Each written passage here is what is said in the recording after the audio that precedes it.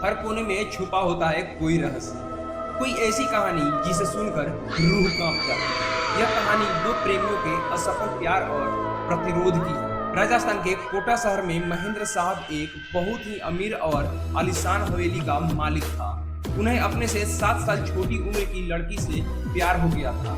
उन्हें नहीं पता था कि वो लड़की उनके साथ कोई साजिश करने वाली है, लेकिन वो लड़की महेंद्र साहब को मायाजाल में फंसा के उनकी जायदाद को छीन लेना चाहती थी। एक बार उस लड़की ने अपने प्रेमी के साथ मिलकर महेंद्र साहब को मार डाला। एक बार उस लड़की ने अपने प्रेमी के साथ मिलकर महेंद्र साहब को मार मार कर जिंदा जमीन में गाड़ दिया। महेंद्र साहब चीखे चिल्लाए, लेकिन उस लड़की ने उनकी एक न सुनी। बाद में महेंद्र साहब ने मरते मरते श्राप दिया कि मैं किसी को नहीं छोड़ूंगा, हर प्रेमी को मार दूंगा।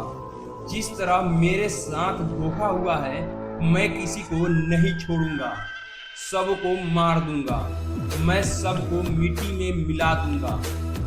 और महेंद्र साहब की मौत हो गई। उन दिन के बाद वो जगह और वह हवेली श्रापित हो गई। वहां जो भी जाता था वो कभी भी वापस नहीं आ पाता था। आज भी महेंद्र साहब की प्रेत आत्मा वहां घूमती रहती है। कुछ दिनों के बाद उस हवेली पे एक प्रेमी कपल वहां पे घूमने के लिए आए। तन्या और रोहित, उन दोनों की सगाई हो चुकी थी, लेकिन शादी करनी बाकी थी। तन्या अपने घर में किसी को कुछ बताए बिना रोहित के साथ आई थी। तन्या और रोहित मजाक और मस्ती करते हुए उस जगह पर पहुंच गए थे जहां पे महेंद्र साहब को मार मार कर जिंदा दफन कर दिया था। अचानक रोहित उस जगह पर गिर जाता है और उसका पैर जमीन के नीचे दबने लगता है। यह देखकर तन्या डर जाती है और मदद के लिए चीखने और चिल्लाने लगती है, लेकिन कोई भी उसकी आवाज नहीं सुन पाता। तन्या जब उस हवेली में मदद के लिए जाती है तो वहां पे उसे किसी के होने का आभास होता है। उसी वक्त एक जोरों से हवा के झोंका आता है और तन्या गिर जाती है और कोई उसका पैर पकड़कर उसी जगह पे खींच के ले जाता है जहां पे महेंद्र साहब को जिंदा दफन कर दिया गया था। फिर से एक हवा के झोंका आता है और तन्या भी उसी जगह पर दफन हो जाती है। कुछ दिन बाद जब तन्या अपने घर नहीं पहुंचती है तब उसकी बहन अनन्या अपने पति शिवम और कुछ फ्रेंड के साथ उसे ढूंढने के लिए हवेली पे पहुंच जाते हैं। शिवम एक पैरानॉर्मल एक्टिविटी का एक्सपर्ट है। उसने सबको बता देता है कि यहाँ कोई बुरी आत्मा है। जब वो सब उस हवेली पर पहुंचते हैं तब शिवम को पता चल जाता है कि यहाँ पे किसी बुरी आत्मा का वास है। उसने सबको बता दिया, सब कोई सतर्क रहना।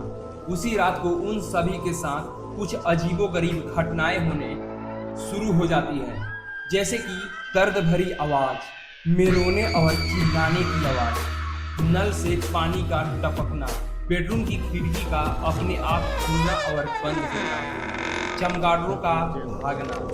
यह सब देखकर वो सभी डर जाते हैं और उनमें से एक भागने की कोशिश करता है, लेकिन महेंद्र साहब की आत्मा उसे भी जिंदा दफन कर देता है। दूसरे दिन जब उन लोगों को पता चल जाता है कि उनका एक साथी गायब है तो सभी लोग और ज्यादा डर जाते हैं, लेकिन शिवम बताता है कि हमें यहाँ से बाहर निकलना है तो हमें उस आत्मा को बुलाना होगा और उनसे पूछना होगा कि वो आखिर चाहते क्या है। डर के मारे सभी लोगों ने शिवम की बात मान ली और आत्मा को बुलाने के लिए तैयार हो गए। शिवम ने एक रूम में सभी तैयारियां कर ली और बताया कि जब तक हम आत्मा से पूरी जानकारी नहीं जान लेते हैं तब तक इस रूम से कोई बाहर नहीं जाएगा और कुछ भी हो जाए कोई किसी का हाथ नहीं छोड़ेगा।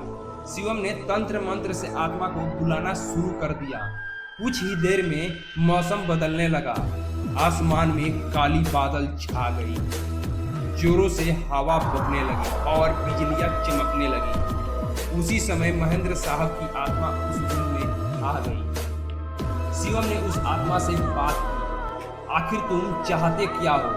तुम हम सबको क्यों मारने के पीछे पड़े हो? आखिर तुम क्या चाहते हो? महेंद्र साहब की आत्मा ने कहा, तुम सब निकल जाओ यहाँ से, मैं किसी को नहीं छोड़ूंगा, तुम सब मारे जाओगे।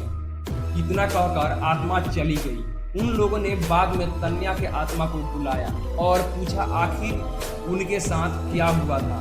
तन्या के आत्मा ने उन सभी को सारी हकीकत बता दी और बोली, मुझे और मेरे साथी को महेंद्र साहब ने जमीन में नीचे दफन कर दिया है, प्लीज मुझे यहाँ से निकालो। अनन्या ने अपने बहन तन्या से पूछा, महेंद्र साहब की आत्मा को कैसे मारा जाए। तन्या ने बताया कि यहाँ महेंद्र साहब ने हम सब को दफनाया है, वहाँ पास में एक माता जी के तलवार है, उस तलवार से महेंद्र साहब की आत्मा को मारा जा सकता है और इस महल को उनकी आत्मा के साया से बचाया जा सकता है। इतना कहकर तन्या की आत्मा गायब हो गई। शिवम, अनन्या और बाकी दोस्त तुरंत उस जगह पर गए जहां महेंद्र साहब को दफनाया गया था।